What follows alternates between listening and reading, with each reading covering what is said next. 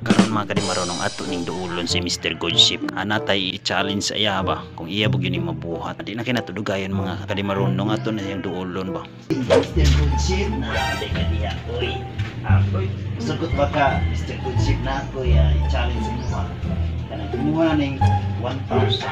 Kumuha kung bilak ra ka na dapat padain ng luwa. What? 1,000 pesos. Luwa? Dapat mutugoy mo luwa dili gyud. Hindi kaya Ang challenge kung bilang ko kung makaluha may luha ko to. Ano na? Kasan? Yun. Sugot ka. Sugot ko kung madami mo na yung to luha pero wave ko ya. Ibalik na ko na yun. Ibalik. Abangan, wag mo to yung luha. Sige. Tuan, hindi na? Diri na.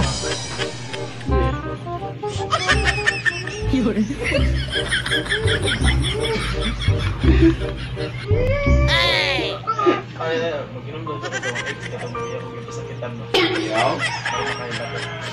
Sila po kayo mix eh. Pag-20 days.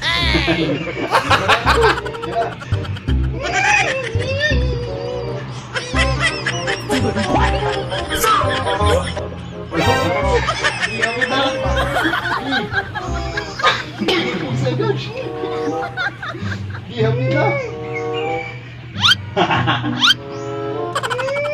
Hello, Wak. Hindi makaya.